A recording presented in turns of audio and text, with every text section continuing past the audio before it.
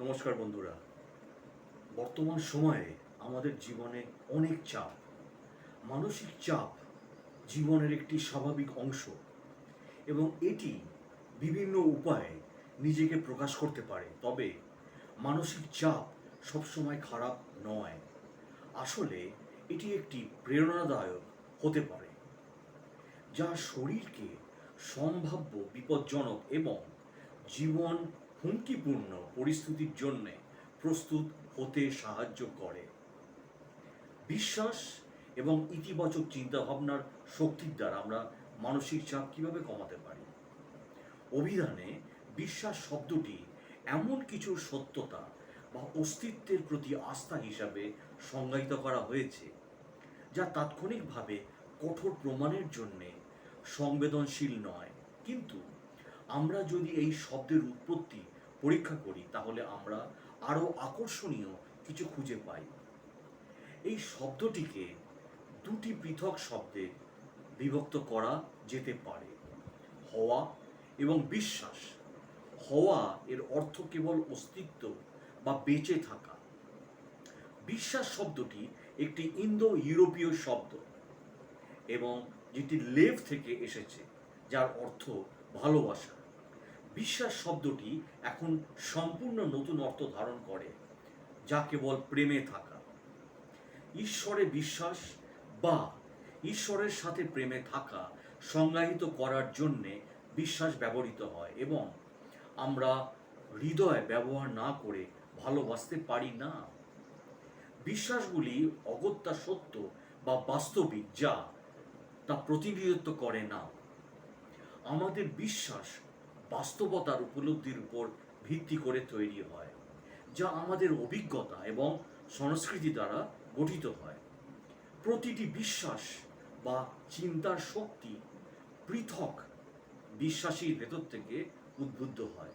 এই অর্থে আপনি আপনার হৃদয়ে যা কিছু সত্য বলে বিশ্বাস করেন, তা আপনার জীবনের বাস্তবতা। ফলস্বরূপ আপনি আপনার ভালোবাসা বা বিশ্বাস এর সাথে মেলে এমন ঘটনা, অভিজ্ঞতা এবং লোকেদের আপনার জীবনের আকর্ষণ করেন। এটি আমার জীবন থেকে উপলব্ধি করা এবং ঈশ্বর বা আধ্যাত্মিকতার প্রতি যৌথ বিশ্বাসকেই আমরা বলে থাকি। ইতিবাচক প্রভাবের জন্যে কেবল মন দিয়ে চিন্তা করা যথেষ্ট নয়, কারণ এটি হৃদয়ে অনুভব করা আবশ্যক। প্রার্থনা, ধ্যান এবং ইতিবাচক চিন্তাভাবনার পেছনে এটাই ধারণা। একটি সহজ চিন্তা যা হৃদয় দ্বারা অনুভূত করা হয়। একটি সত্য বিশ্বাস বা প্রার্থনা হৃদয় এবং মন উভয়ই অনুরণিত হয়। তুমি তোমার হৃদয়ে যা কিছু সত্য বলে বিশ্বাস করো, তা তোমার জীবনের বাস্তবতা। ফলস্বরূপ তুমি তোমার জীবনের ঘটনা, অভিজ্ঞতা এবং মানুষকে তোমার ভালোবাসা বা বিশ্বাসের সাথে মিলে আকৃষ্ট করো।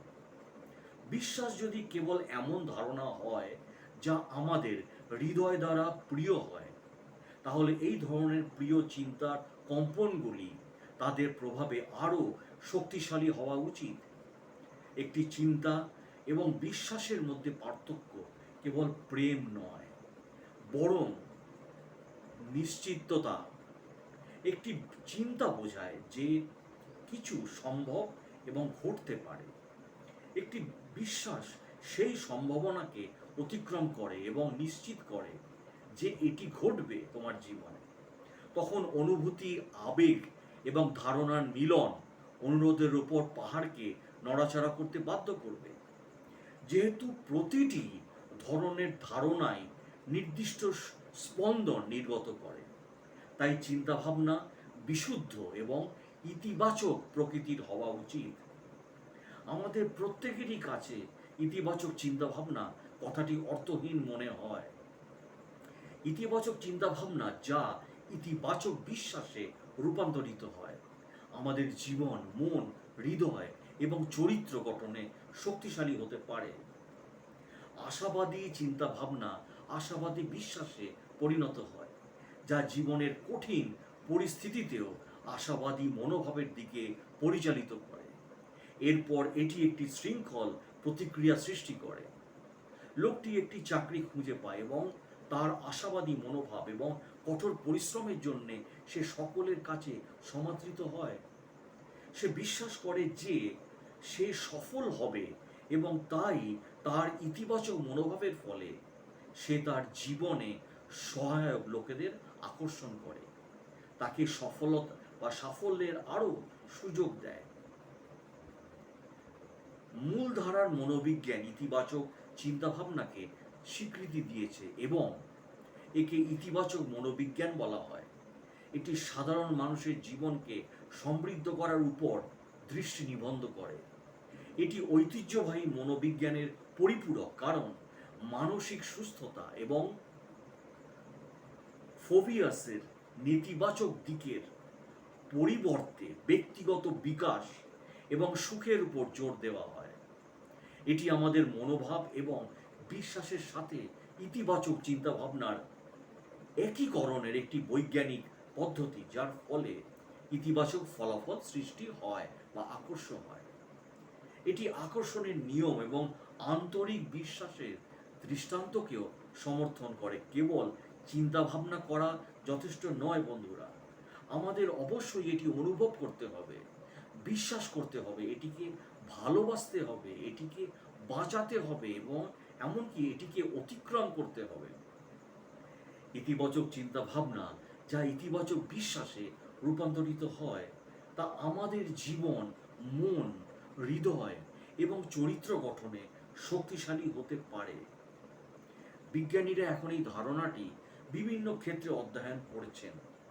জেনেটিক্স, চিকিৎসা, মনোবিজ্ঞান, জীববিজ্ঞান এবং কোয়ান্টাম মেকানিক্স এর ওপরে এটি উল্লিখিত।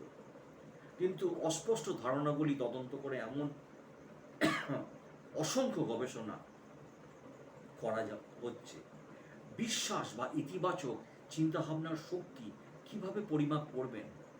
তবে নিশ্চিতভাবেই আমরা এটি অধ্যয়ন করব, এটি পরিমাপ করার এবং তারপর এটিকে আমাদের জীবনে একীভূত করার উপায় খুঁজে বের করছি। তাহলে স্ট্রেস কি আমাদের জীবনে? জৈবিক দৃষ্টিকোণ থেকে চাপকে পরিবর্তনের প্রতিক্রিয়া বা যে কোনো ধরনের অনুভূত হুমকির প্রতি সাড়া দেওয়ার প্রক্রিয়া হিসাবে সংজ্ঞায়িত করা হয়। সাধারণত মানসিক চাপ অ্যাড্রেনালিন, কর্টিসল এবং নোড্রানিলের মতো হরমোনের নিঃসরণকে উদ্দীপিত করে, যা শরীরে বেশ কিছু পরিবর্তন আনে, যা যুদ্ধ বা পলায়নের পরিস্থিতির জন্য প্রস্তুত করে। আমরা বিভিন্ন কারণে চাপ অনুভব করি, যার মধ্যে রয়েছে আমাদের পরিবেশ, আমাদের শরীর, এমনকি আমাদের চিন্তা ভাবনা। মানসিক চাপের কারণ হতে পারে এমন বিভিন্ন কারণ রয়েছে এবং প্রতিটি ব্যক্তির মানসিক চাপের কারণও আলাদা। গবেষণা অনুসারে কাজের সাথে সম্পর্কিত চাপ মানসিক চাপের অন্যতম গুরুত্বপূর্ণ কারণ। মানসিক চাপের অন্যান্য কারণগুলির মধ্যে রয়েছে বৈবাহিক সমস্যা, বেকারত্ব, স্বাস্থ্য সমস্যা, কাজের চাপ, সমর্থনের অভাব, আঘাতমূলক ঘটনা বা দুর্ঘটনা, মানসিক আঘাত, দুর্বল মানসিক স্বাস্থ্য, আর্থিক প্রতিশ্রুতি, বিপজ্জনক কাজের পরিবেশ, দীর্ঘ কর্মঘণ্টা। মানসিক চাপের কি লক্ষণ আমরা পাই? মানসিক চাপের লক্ষণগুলি বিভিন্ন রকমের হতে পারে, তবে সবচেয়ে সাধারণ লক্ষণ হলো উদ্বেগ, অনিদ্রা, মাইগ্রেন, মাথা ঘোরা, মাথা ব্যথা, বিষণ্ণতা, ওজন বৃদ্ধি, উচ্চ রক্তচাপ, হৃদরোগ, দ্রুত হৃদস্পন্দন, শ্বাসকষ্ট, টান, দুর্বল স্মৃতিশক্তি, মনোযোগের সমস্যা। দীর্ঘস্থায়ী মানসিক চাপের ফলেও হতে পারে স্ট্রোক। মানসিক চাপের প্রকারভেদ। আমেরিকান সাইকোলজিক্যাল অ্যাসোসিয়েশন APA অনুসারে মানসিক চাপকে তার বৈশিষ্ট্য, লক্ষণ, সময়কাল এবং চিকিৎসা পদ্ধতির উপর ভিত্তি করে 3 ধরনের মধ্যে শ্রেণীবদ্ধ করা যেতে পারে। তীব্র চাপ, এটি সবচেয়ে সাধারণ ধরনের চাপ এবং সাধারণত অতীতের ঘটনা বা ভবিষ্যতের আসন্ন চাহিদাগুলির চাপ কল্পনা বা চিন্তাভাবনার কারণে ঘটে। এপিসোডিক তীব্র চাপ, এই ধরনের চাপ তখন ঘটে যখন একজন ব্যক্তি নিয়মিত তীব্র চাপের সম্মুখীন হন। ডেইলি স্ট্রেস, দীর্ঘস্থায়ী চাপ, এই ধরনের চাপ তখন ঘটে যখন কেউ খারাপ পরিস্থিতিতে আটকা পড়ে বলে মনে করা হয়। মানসিক চাপের সময় একজন ব্যক্তির কিছু শারীরিক পরিবর্তন ঘটে। এই শারীরিক পরিবর্তনের মধ্যে রয়েছে মাথা ব্যথা, বিরক্তি, মেজাজের পরিবর্তন, ঘুমের ব্যাধি ইত্যাদি। দীর্ঘস্থায়ী মানসিক চাপ স্বাস্থ্যের উপর বিরূপ প্রভাব ফেলতে পারে, যার ফলে এই ধরনের পরিস্থিতি দেখা দিতে পারে ক্লান্তি, বিষণ্ণতা, ফ্লেরোসিস, উর্বরতার সমস্যা, শ্বাসকষ্ট, ওজন বৃদ্ধি, অস্বাভাবিক হৃদস্পন্দন, যেটি বললাম, উচ্চ রক্তচাপ, হৃদরোগ সংক্রান্ত ব্যাধি, খিঁচুনি বা কোষ্ঠকাঠিন্য, কনস্টিপেশন। মানসিক চাপ নিয়ন্ত্রণের টিপস কি কি হতে পারে?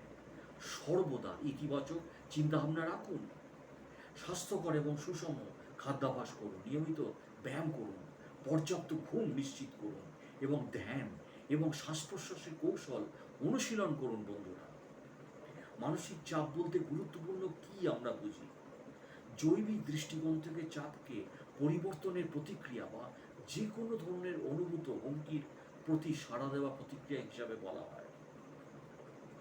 তাই বৈবাহিক সমস্যা, যেটি বললাম, বেকারত্ব সমস্যা এবং বিভিন্ন কারণে চাপের মানসিক সমস্যা হতে পারে। তোমার গ্লাস কি অর্ধেক খালি নাকি অর্ধেক পূর্ণ?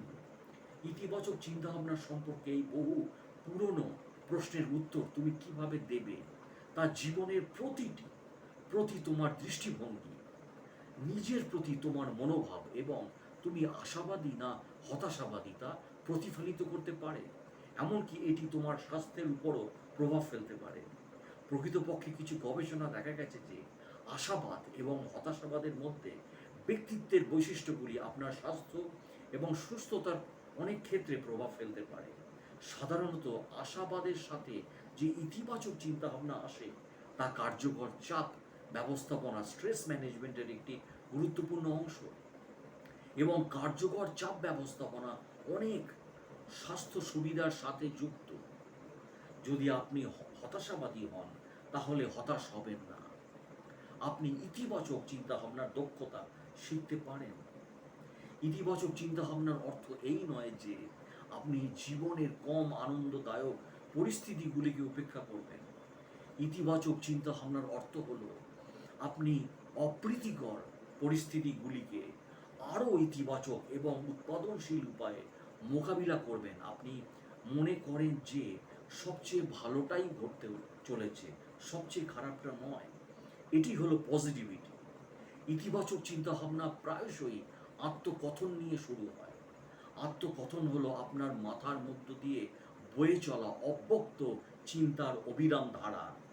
এই স্বয়ং সক্রিয় চিন্তাভাবনাগুলি ইতিবাচক বা নেতিবাচক হতে পারে। বন্ধুরা, আপনার কিছু আত্মকথন যুক্তি থেকে আসে।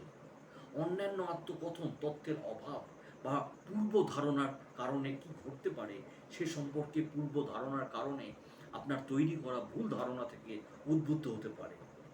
যদি আপনার মাথার মধ্যে যেসব চিন্তাভাবনা ঘুরপাক খায় তার বেশিরভাগই নেতিবাচক, নেগেটিভিটি, তাহলে জীবনের প্রতি আপনার দৃষ্টিভঙ্গি হতাশাবাদী, ডিপ্রেশনে ভুগবেন হওয়ার সম্ভাবনা বেশি হবে। বন্ধুরা, যদি আপনার চিন্তাভাবনা বেশিরভাগই ইতিবাচক হয় তাহলে আপনি সম্ভবত একজন আশাবাদী, পজিটিভ মাইন্ডেড পার্সন হবেন, যিনি ইতিবাচক চিন্তাভাবনা অনুশীলন করেন।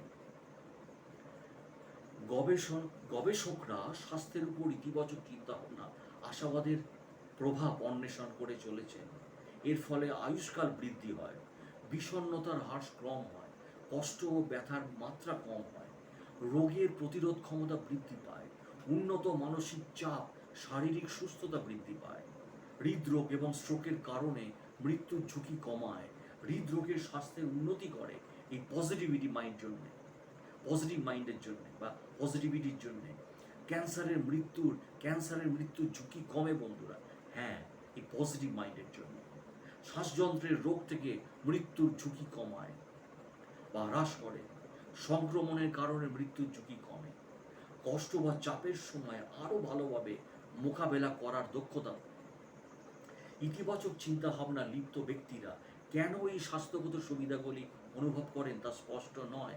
এই একটি তথ্য হলো যে ইতিবাচক দৃষ্টিভঙ্গি থাকা আপনাকে চাপপূর্ণ পরিস্থিতির সাথে আরও ভালোভাবে মোকাবিলা করতে সক্ষম করে, যা আপনার শরীরের উপর চাপের ক্ষতিকারক স্বাস্থ্যগত প্রভাব হ্রাস করে। এটাও মনে করা হয় যে ইতিবাচক বা আশাবাদী ব্যক্তিরা স্বাস্থ্যকর জীবনযাপন করেন, তারা আরও বেশি শারীরিক কার্যকলাপ করেন, স্বাস্থ্যকর খাদ্যাভ্যাস অনুসরণ করেন এবং অতিরিক্ত ধূমপান বা অ্যালকোহল পান করেন না। নেতিবাচক চিন্তাভাবনা আপনার আত্মকথোপকথন ইতিবাচক বা নেতিবাচক তা চিহ্নিত নন। নেতিবাচক আত্মকথোপকথনের কিছু সাধারণ রূপের মধ্যে রয়েছে ফিল্টারিং। আপনি কোনো পরিস্থিতির নেতিবাচক দিকগুলিকে বড় করে তুলে ধরেন এবং সমস্ত ইতিবাচক দিকগুলিকে ফিল্টার করে ফেলেন। উদাহরণস্বরূপ, আপনার কর্মক্ষেত্রে দিনটি দুর্দান্ত কেটেছে, আপনি আপনার কাজগুলি সময়ের আগেই সম্পন্ন করেছেন এবং দ্রুত এবং পুঙ্খানুপুঙ্খভাবে কাজ করার জন্য প্রশংসা পেয়েছেন।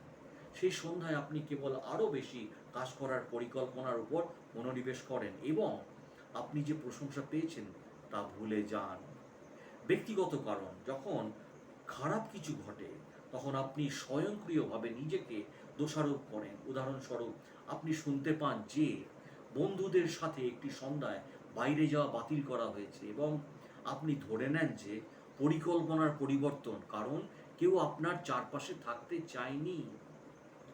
বিপর্যয়কর, আপনি স্বয়ংক্রিয়ভাবে খারাপটা আগে থেকেই অনুমান করে ফেলেন, এমনকি আরও খারাপটা ঘটবে এমন তথ্যও নেই। ড্রাইভ থ্রো, তো আপনার তারপর অথবা দোষারোপ করা। তুমি বলার চেষ্টা করো যে তোমার সাথে যা ঘটছে তার জন্য তুমি নিজের পরিবর্তনে অন্য কেউ দায়ী। তুমি তোমার চিন্তা ভাবনা বা অনুভূতির জন্য দায়ী হতে এড়িয়ে যাও। কিছু করা উচিত এটা বলা। তুমি যা করা উচিত বলে মনে করো তা সবগুলোই ভাবো এবং সেগুলো না করার জন্যে নিজেকে দোষারোপ করো। ছোটখাটো সমস্যা থেকে তুমি অনেক কিছু বের করে আনো। অসম্ভব মান বজায় রাখা এবং আরো নিখুঁত হওয়ার চেষ্টা করা, নিজেকে ব্যর্থতার জন্য প্রস্তুত করা। মেরুকরণ, প্রতিটি জিনিসকে কেবল ভালো বা খারাপ হিসাবে দেখে, এর কোনো মাধ্যম ক্ষেত্র নেই। নেতিবাচক চিন্তাভাবনাকে ইতিবাচক চিন্তাভাবনা রূপান্তরিত করা শিখতে পারেন। প্রক্রিয়াটি সহজ, তবে এতে সময় এবং অনুশীলনের প্রয়োজন। সর্বোপরি আপনি একটি নতুন অভ্যাস তৈরি করছেন। আরও ইতিবাচক এবং আশাবাদী উপায়ে চিন্তাভাবনা এবং আচরণ করার কিছু উপায় আমি বলছি এখন। পরিবর্তনের ক্ষেত্রগুলি চিহ্নিত করুন। আপনি যদি আরও আশাবাদী হতে চান এবং আরও ইতিবাচক চিন্তাভাবনা নিযুক্ত হতে চান, প্রথমে তাহলে আপনার জীবনের এমন ক্ষেত্রগুলি চিহ্নিত করুন যেগুলি সম্পর্কে আপনি সাধারণ নেতিবাচক চিন্তা করেন। তা সে কাজ হোক, আপনার দৈনন্দিন যাতায়াত, জীবনের পরিবর্তন হোক বা কোনো সম্পর্ক, রিলেশনশিপ। আপনি আরও ইতিবাচক উপায়ে যোগাযোগ করার জন্য একটি ক্ষেত্রের উপর মনোনিবেশ করে ছোট শুরু করতে পারেন। নেতিবাচক চিন্তাভাবনার পরিবর্তে আপনার চাপ পরিচালনা করার জন্যে একটি ইতিবাচক চিন্তাভাবনার কথা ভাবুন। নিজেকে পরীক্ষা করুন। দিনের বেলায় মাঝে মাঝে থামুন এবং আপনার চিন্তাভাবনা মূল্যায়ন করুন যে আমি কি করছি। যদি আপনি দেখেন যে আপনার চিন্তাভাবনাগুলো মূলত নেতিবাচক, তাহলে সেগুলিকে ইতিবাচক মোড় দেওয়ার উপায় খুঁজে বের করার চেষ্টা করুন। বন্ধুরা, নিজেকে হাসতে বা হাসাতে অনুমতি দিন, বিশেষ করে কঠিন সময়ে। দৈনন্দিন ঘটনাগুলিতে হাস্যরস খুঁজে বের করুন। যখন আপনি জীবনকে হাসতে পারেন তখন আপনার চাপ কম লাগে। স্বাস্থ্যকর জীবনধারা অনুশীলন করুন। সপ্তাহের বেশিরভাগ দিনই প্রায় আধ ঘন্টা, হাফ এন আওয়ার, 30 মিনিটের জন্য ব্যায়াম করার লক্ষ্য রাখুন। দিনের বেলায় আপনি এটিকে 5 থেকে 10 মিনিটের মধ্যে ভাগ করতে পারেন। ব্যায়াম মেজাজের উপর ইতিবাচক প্রভাব ফেলতে পারে এবং চাপ কমাতে পারে। আপনার মন এবং শরীরকে শক্তি দেওয়ার জন্য একটি স্বাস্থ্যকর খাদ্যাভ্যাস অনুসরণ করুন। পর্যাপ্ত ঘুম পান এবং চাপ নিয়ন্ত্রণের কৌশলগুলি শিখুন। ইতিবাচক মানুষের সাথে নিজেকে ঘিরে রাখুন। নিশ্চিত করুন যে আপনার জীবনে এমন ইতিবাচক সহায়ক মানুষ আছেন যাদের প্রতি আপনি নির্ভর করতে পারেন এবং সহায়ক পরামর্শ এবং প্রতিক্রিয়া জানাতে পারেন। নেতিবাচক মানুষ আপনার চাপ মাত্রা বাড়িয়ে দিতে পারে এবং স্বাস্থ্যকর উপায়ে চাপ পরিচালনা করার ক্ষমতা সম্পর্কে সন্দেহ পোষণ করতে পারে। একটি সহজ নিয়ম অনুসরণ করতে শুরু করুন। নিজেকে এমন কিছু বলবেন না যা আপনি অন্য কাউকে বলবেন না। মানে নিজেকে এমন কিছু বলবেন না যা আপনি অন্য কাউকে বলবেন না। নিজের সাথে ভদ্র এবং উৎসাহিত হন। যদি আপনার মনে কোনো নেতিবাচক চিন্তা আসে তবে যুক্তিসঙ্গতভাবে মূল্যায়ন করুন এবং আপনার জীবন সম্পর্কে কি ভালো তা নিশ্চিত করে সারাদিন আপনার জীবনে আপনি যে জিনিসগুলির জন্য কৃতজ্ঞ তা নিয়ে ভাবুন। দেখবেন জীবনের চাপ অনেকাংশে কমে যাবে। So be positive and always happy in your life. ভালো থাকুন, সুস্থ থাকুন এবং ইতিবাচক চিন্তা নিয়ে জীবনযাপন করুন। দেখবেন জীবনে সফল হবেনই এবং জীবনের স্ট্রেস অনেক কমে আসবে। ভিডিওটি যদি আপনার ভালো লাগে প্লিজ আমার চ্যানেলটিকে সাবস্ক্রাইব করে দিন এবং শেয়ার করে দিন। অসংখ্য ধন্যবাদ ভিডিওটি দেখার জন্য।